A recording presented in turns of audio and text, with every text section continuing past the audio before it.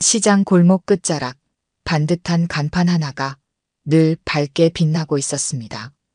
황금 올리브 치킨이니 처갓집 양념치킨 같은 화려한 프랜차이즈 간판은 아니었지만 만순의 치킨이라는 소박한 간판은 이 시장의 랜드마크나 다름없었습니다. 사장님, 오늘도 치킨 2마리요. 네, 잠시만 기다리세요. 갓 튀긴 걸로 바로 해드릴게요. 최만수 씨는 프라이어 앞에서 익숙한 손놀림으로 치킨을 튀기고 있었습니다. 기름이 튀어 생긴 작은 화상. 자국들이 가득한 그의 팔뚝은 20년이 넘는 세월 동안 이 자리를 지켜온 증거였습니다. 프랜차이즈 치킨집들이 주변에 하나둘 생겨날 때마다 사람들은 걱정했습니다. 만수 씨, 이제 장사 어떡하려고. 프랜차이즈가 장악하는 세상인데. 하지만 만수 씨는 묵묵히 자신만의 비법을 고수했습니다.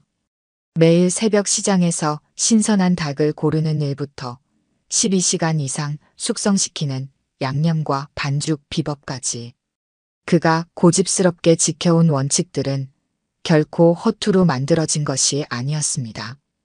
이 맛이면 프랜차이즈고 뭐고 걱정 없겠어요.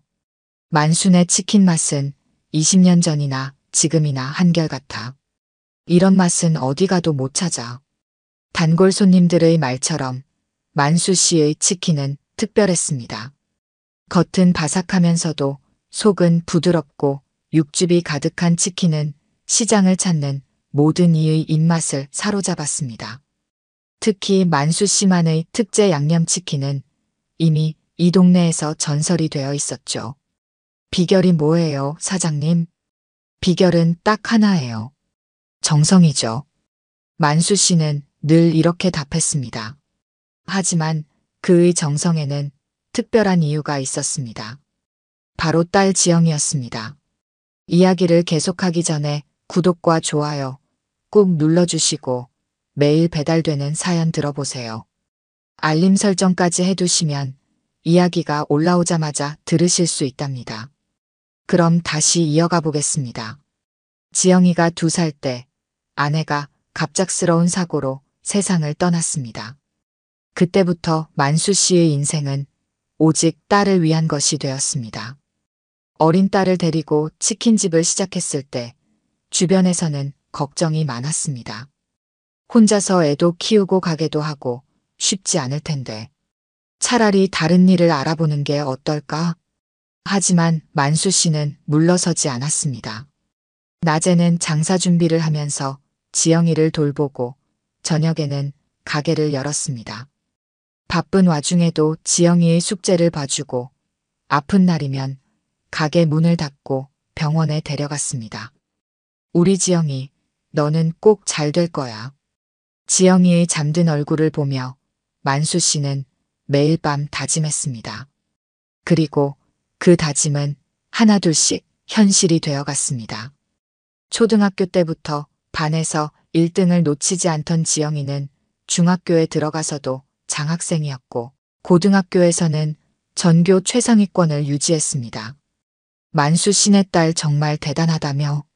그러게 치킨집에서 저렇게 공부를 잘하다니. 다 만수 씨가 키운 덕분이지. 이웃들의 칭찬이 들려올 때마다 만수 씨는 겸손하게 웃었지만 속으로는 가슴이 벅차올랐습니다. 특히 지영이가 가게에서 공부하는 모습을 볼 때면 힘든 줄도 모르고 일할 수 있었습니다. 아빠, 이거 이해가 안 가요. 아빠가 어떻게 도와줄까? 아니에요. 그냥 아빠 옆에서 풀어볼게요.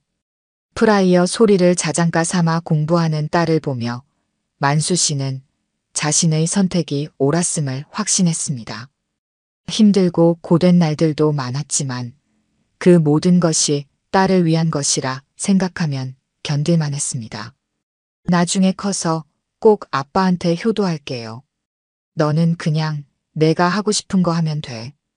그게 아빠한테는 최고의 효도야. 그렇게 시간이 흘러 지영이는 서울의 명문대 약대에 합격했습니다. 만수 씨는 그날 처음으로 가게 문을 일찍 닫고 단골 손님들과 함께 축하잔을 기울였습니다. 이제 만수 씨도 좀 편하겠어요. 아니요. 이제부터가 진짜 시작이죠. 만수 씨의 말처럼 그것은 시작에 불과했습니다. 얼마 지나지 않아 지영이가 한 말은 만수 씨의 인생을 다시 한번 바꿔놓았으니까요. 아빠, 나 의대로 갈 거예요. 의대라고? 네, 의사가 되고 싶어요.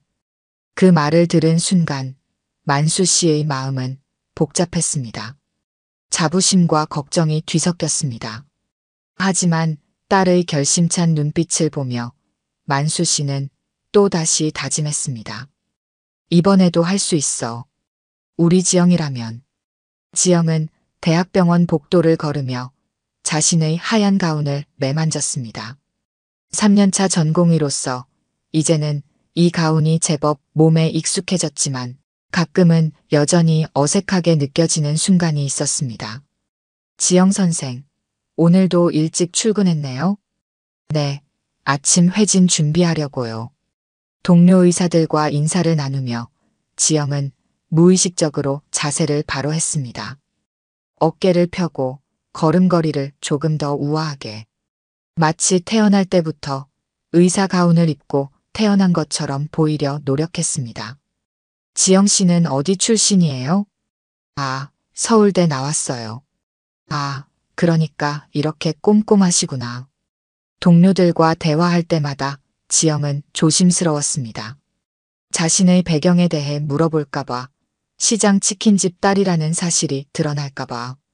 그래서 늘 최소한의 대답만 했고, 가능하면 화제를 전환했습니다. 의대생 시절부터 지영은 자신만의 가면을 쓰고 있었습니다. 다른 학생들이 방학 때 해외여행을 다녀온 이야기를 할 때면 자신도 어딘가를 다녀온 것처럼 얘기를 맞춰야 했습니다. 사실 그 시간 동안 아르바이트를 하며 등록금을 모으고 있었지만 그걸 말할 순 없었습니다. 너희 집은 어느 동네 살아? 아, 강남 쪽에요. 거짓말은 아니었습니다.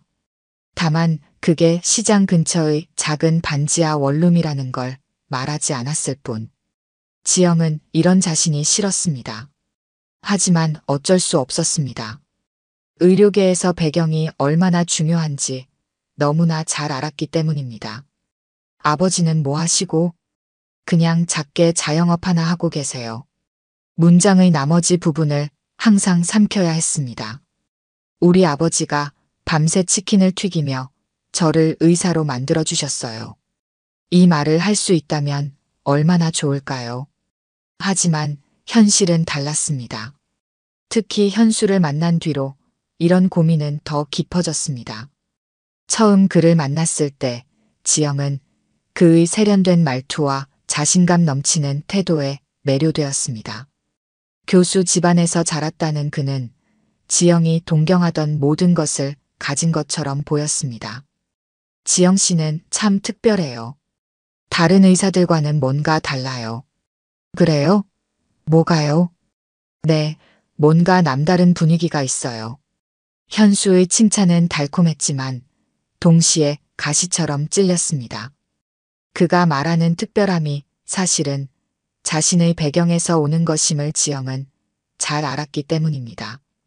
하지만 그 사실을 현수에게 말할 수는 없었습니다.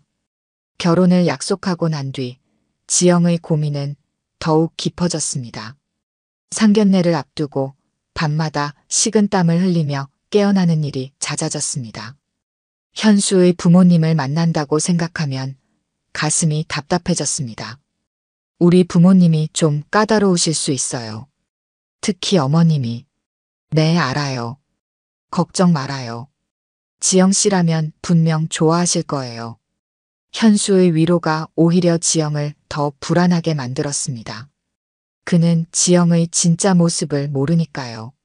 시장 골목 치킨집 딸이라는 사실을, 등록금을 벌기 위해 알바를 전전했다는 사실을, 지금도 반지하 원룸에 사는 아버지가 있다는 사실을, 아버지께 상견례에 대해 말씀드려야 했지만 지영은 며칠째 이 말을 꺼내지 못하고 있었습니다. 아버지의 일터인 치킨집 앞을 서성이다가 그냥 돌아서기를 반복했습니다. 퇴근길에 들르곤 했던 평소와 달리 이제는 가게 앞에서 발걸음이 떨어지지 않았습니다. 딸, 오늘은 왜 안 들어오고 밖에서만 서성이니? 결국 아버지가 먼저 알아채고 가게 밖으로 나오셨습니다.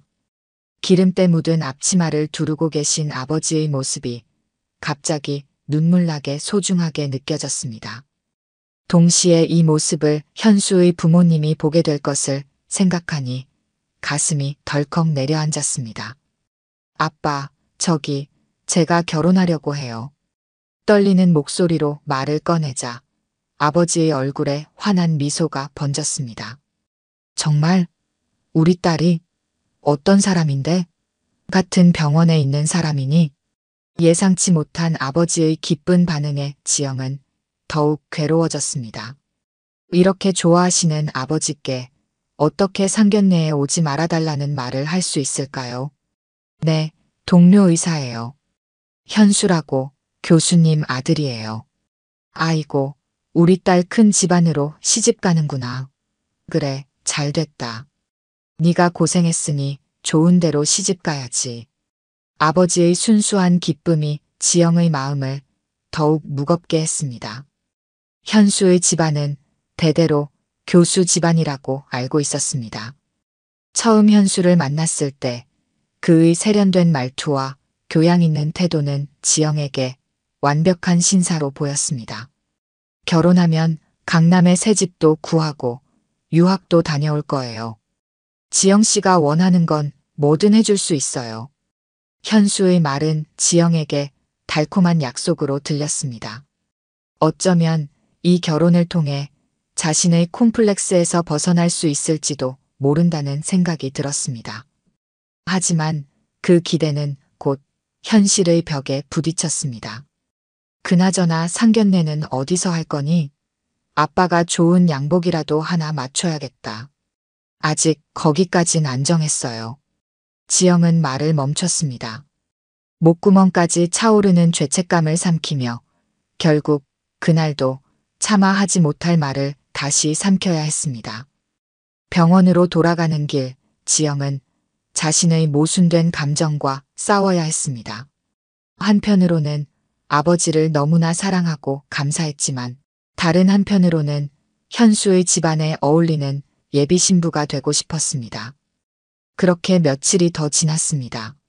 상견례 날짜는 점점 가까워지는데 지영은 여전히 아버지께 말씀드리지 못하고 있었습니다. 그러던 어느 날 현수와의 대화가 지영의 마음을 결정적으로 흔들어 놓았습니다. 지영 씨 부모님은 어떤 일을 하시나요? 아, 그게 작은 사업을 하세요. 현수는 더 이상 자세히 묻지 않았고 지영도 구체적인 이야기를 피했습니다. 그저 안정적인 자영업이라고만 얼버무렸을 뿐입니다. 현수 역시 자신의 집안에 대해서는 늘 교수 집안이라는 말만 반복했고 지영은 그저 그 말을 믿고 싶었을 뿐이었습니다. 결국 그날 밤 지영은 떨리는 발걸음으로 아버지의 가게를 찾았습니다. 상견례 이야기를 꺼내야 했습니다. 아빠 상견례에 안 오셨으면 좋겠어요.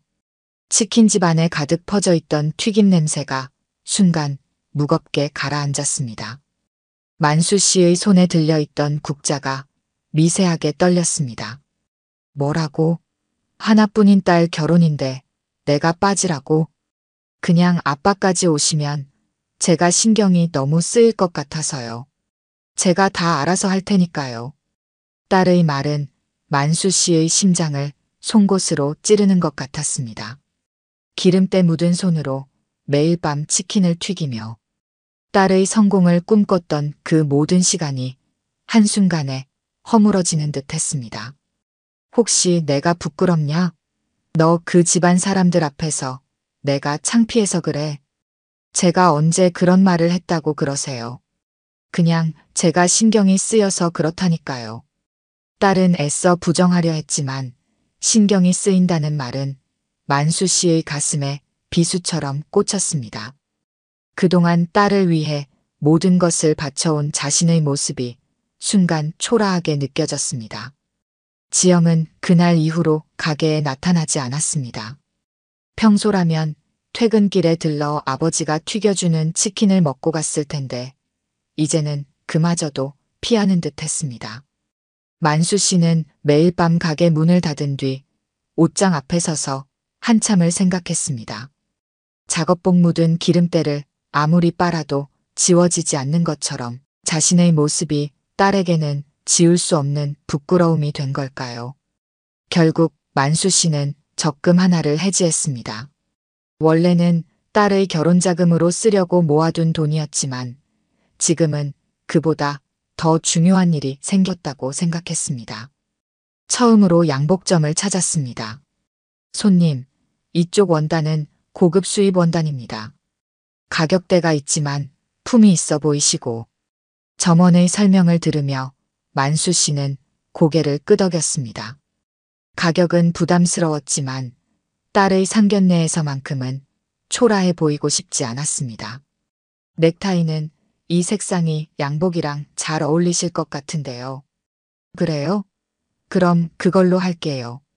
수십 년간 작업복만 입어온 만수 씨에게 양복을 고르는 일은 낯선 도전이었습니다.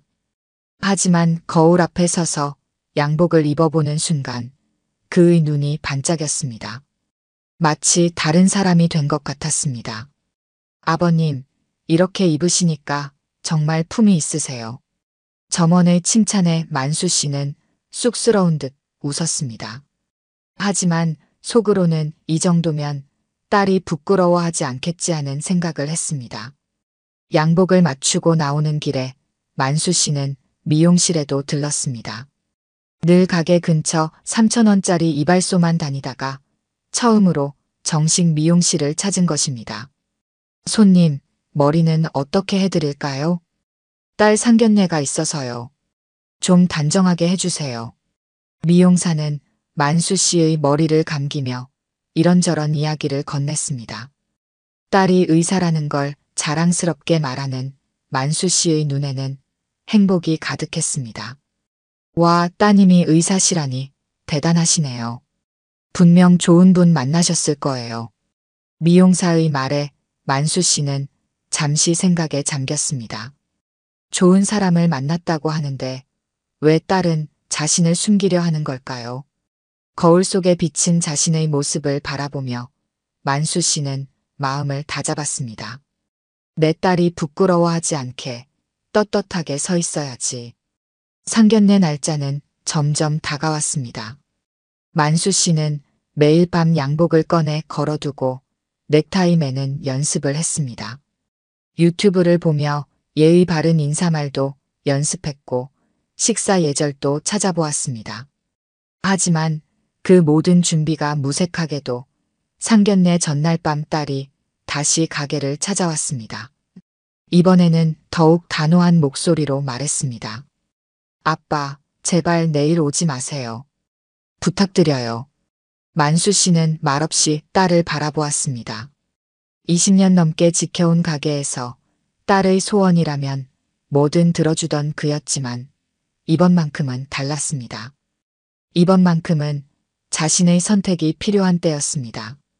호텔 연회장 앞에 선 만수 씨의 손에는 정성스레 포장한 한우 세트가 들려 있었습니다.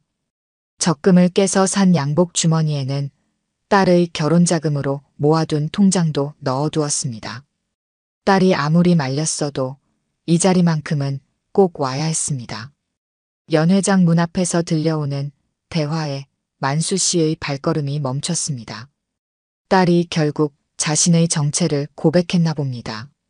시장통 치킨집이라니 우리 현수가 이제 어디 가서 얼굴을 들고 다닐까요? 현수 어머니의 목소리였습니다. 그러게 말입니다. 처음부터 이런 줄 알았다면 애초에 만나지도 않았을 텐데. 현수 아버지의 목소리에는 분노가 가득했습니다. 여보, 진정하세요. 지금은 그런 말씀하실 때가. 아니, 말이 되는 소리를 하시오. 체면이 있지 않소? 우리가 얼마나 채통 있는 집안인데. 만수 씨는 문 밖에서 주먹을 꽉 쥐었습니다. 그때 현수의 목소리가 들렸습니다. 어머니, 아버지. 제가 잘할 수 있습니다.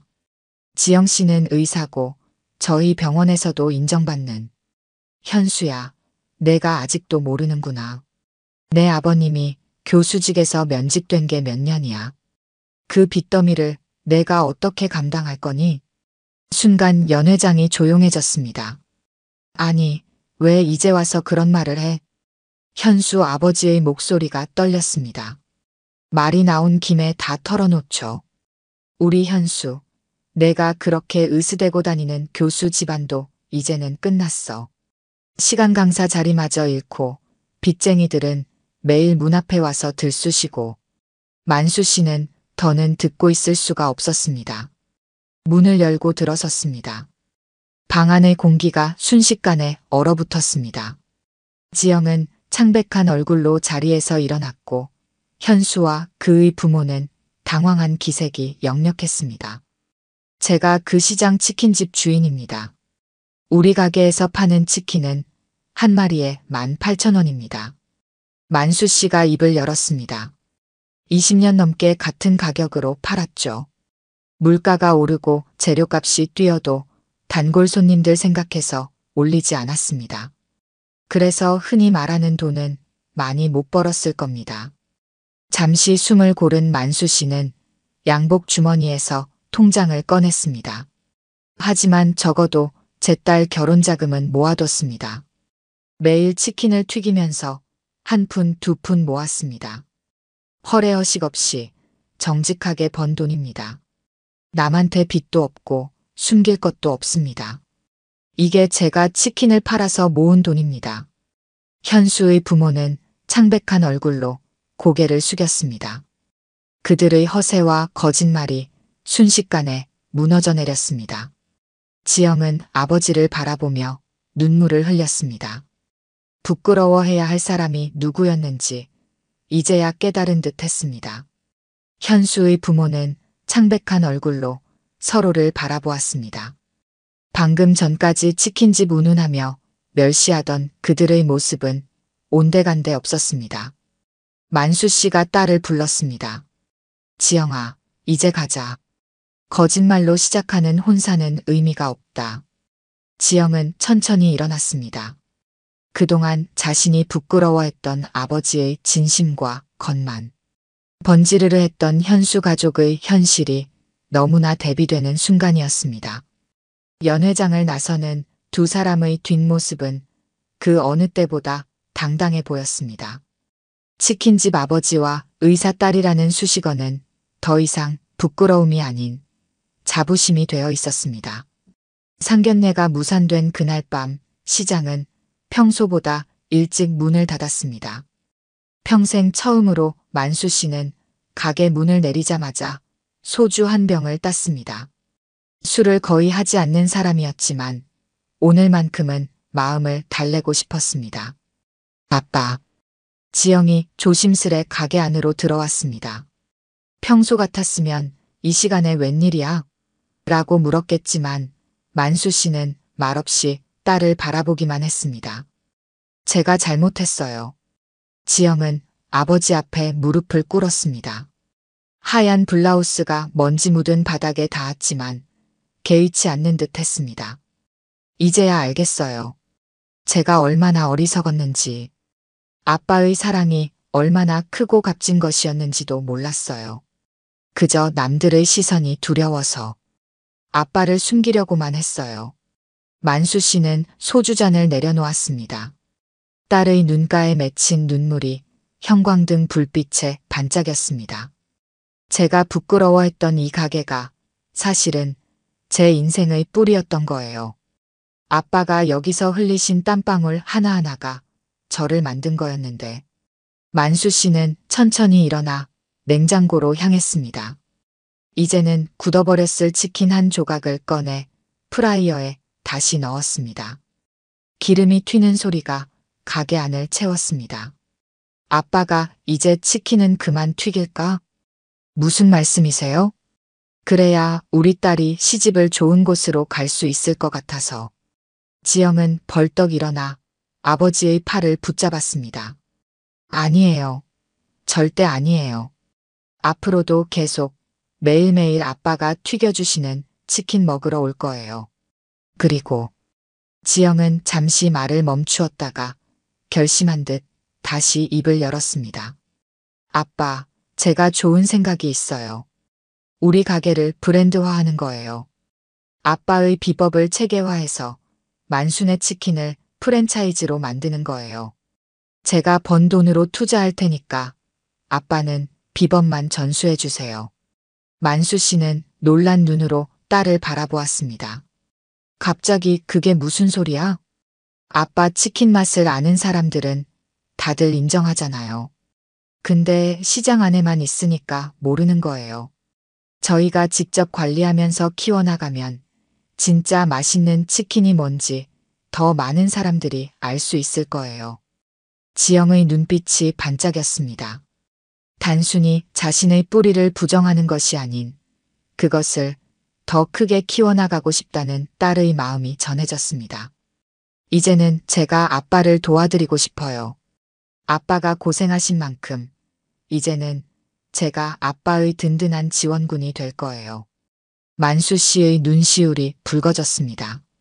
프라이어에서 치킨을 건져내는 손이 살짝 떨렸습니다. 네가 내 치킨을 그렇게 생각해줬구나.